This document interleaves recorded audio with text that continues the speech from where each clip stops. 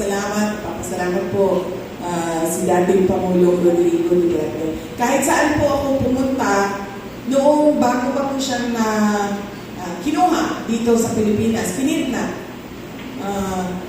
March, April, May, madami po nagtatanong, nangangamusta sa kanya, kumusta na siya, kumusta na ang kanyang pakiramdam, kumusta ang kanyang kalusugan.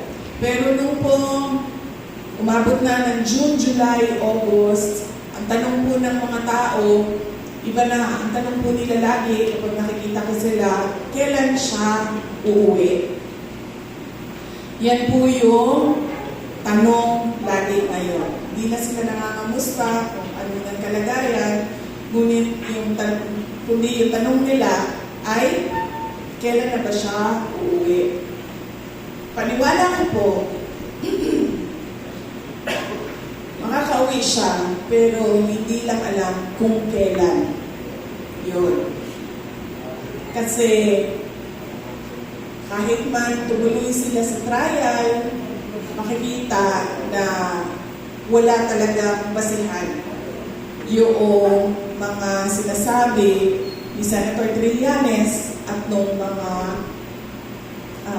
witnesses na daladala ni Senator Trillanes.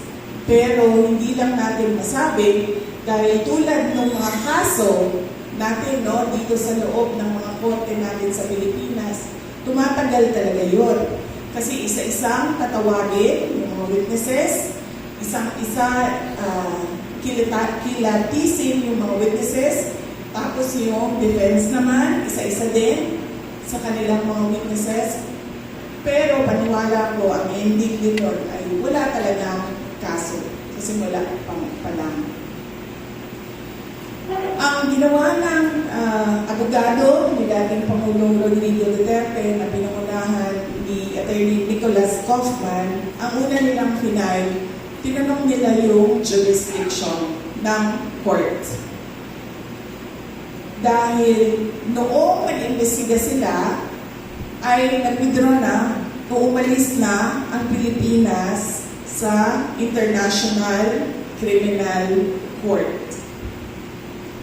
Meron pong provision doon sa Rome Statute na kapag nag-withdraw ang isang bansa, 1 year from the withdrawal, doon ka lang pwede mag-imbestiga.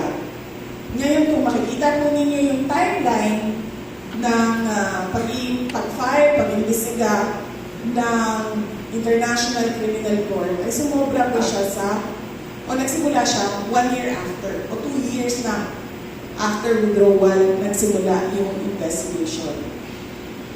Meron din po final ang abogado na interim release at meron din po final ang abogado sa competency to stand trial. Lahat po yan makikita po ninyo sa website ng ICC. Doon po sa competency, maririnig niyo po ngayon sinasabi, bakit sinasabi incompetent yan? Sabi ng mga anak, okay lang siya. Nakikipagbiruan pa sa mga anak. Wala naman sinabi ang mga anak na hindi siya okay. Totoo yun. Kasi hindi naman kami pwedeng magsinungaling. Siyempre, sasabihin ba namin sa mga tao na bedridden na, hindi na po makapagsalita? Hindi naman totoo, hindi naman ganun eh. Hindi ganun ang sitwasyon.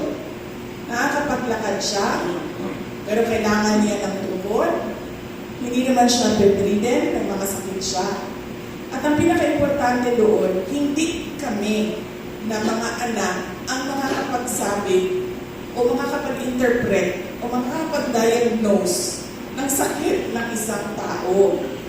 Hindi kami pwedeng magbasa ng blood test result, ng MRI, ng CT scan, ng X-ray, o kung ano pa mang mga tests na ginagawa ng psychologist, ng psychiatrist, ng cardio, ng neuro, ng kung anong klase ng specialista yan. Hindi kami yon. Ang masabi lang namin ay kung ano yung disposisyon niya kapag kami ay bumibisita. So hindi kami experts na makapagsabi kung may sakit ito o walang sakit ito, competent ito o hindi competent ito. Yun ay magagawa lang ng mga experts sa kanilang kanya-kanyang field nila of medical specialty.